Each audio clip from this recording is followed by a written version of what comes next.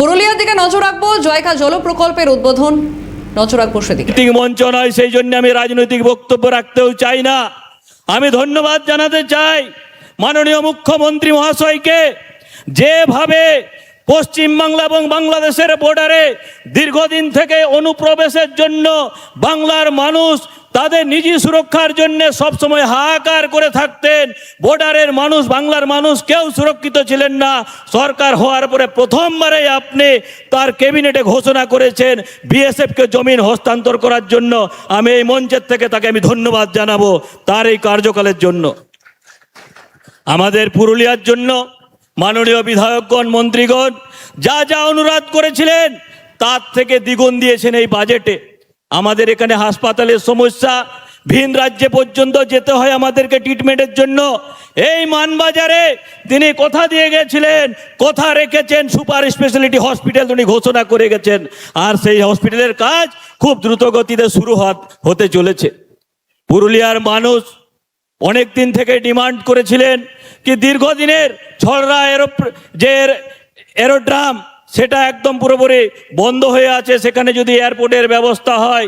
পুরুলিয়ার মানুষের সাড়া পেয়ে মাননীয় মুখ্যমন্ত্রী প্রথম বাজেটেই ঘোষণা করলেন উড়ানের মাধ্যমে আমাদের এখানের যে এয়ারপোর্ট, সেই এয়ারপোর্ট চালু হতে চলেছে, নতুন কাজ শুরু হতে চলেছে। আমি আমার বক্তব্য দীর্ঘায়ু করতে চাই না। আর একটা প্রোগ্রামে মাননীয় মুখ্যমন্ত্রী যাবেন, সেটাতে মেরায় অন্ধকার হয়ে যাবে যেতে যেতে। অনেক কিছুই বলার আছে, অনেক কিছুই বিষয় আছে, এক একটা যদি বলতে যাই দীর্ঘ সময় যাবে। 3 মাসের যে কার্যকাল, আমার মনে হয় কোনো সরকার 3 বছরে সেই কার্যকাল পুরা করতে পারেনি।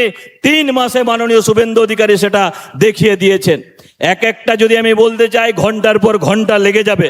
আমাদের পুরুলিয়ার জন্য বিশেষ করে যেরকম ভাবে উনি আমাদেরকে আশীর্বাদ করে গেছেন, পুরুলিয়ার মানুষকে সহযোগিতা করে যাচ্ছেন, শুধুমাত্র হাসপাতাল নয়, ট্যুরিজম ডেভেলপমেন্টের জন্য ট্যুরিজম সার্কিটের যে ঘোষণা করা, আর তার সঙ্গে সঙ্গে আমাদের যে রাস্তাঘাটের যে বিষয় সব কিছু উনি শুনে এবং সঙ্গে সঙ্গে বিভাগীয় যে দপ্তর আছে সেখানে আদেশ দিয়ে দিয়েছেন, দ্রুত গতিতে কাজ শুরু হয়ে গেছে।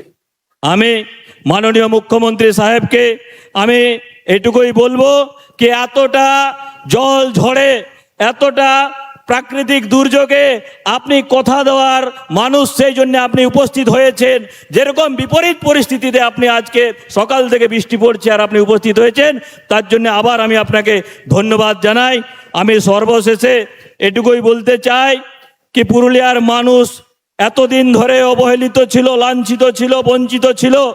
আপনার কার্যকালে সেই সবগুলো আর কিছুই আমরা বুঝতে পারছি না। আমরা যেরকমভাবে আপনি কাজ করে যাচ্ছেন, আমাদের জন্য যেরকমভাবে আপনি করে যাচ্ছেন, আগামী দিনেও আমরা এরকমই আশা করব।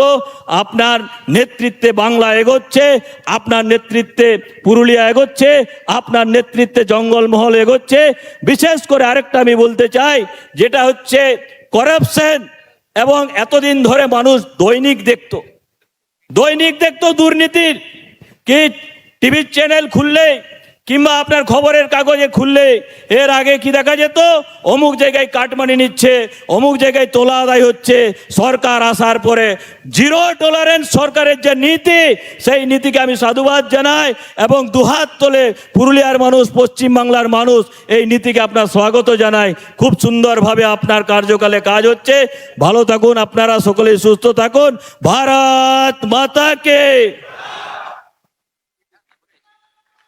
নিরন্তর শুভেচ্ছা এবং অভিনন্দন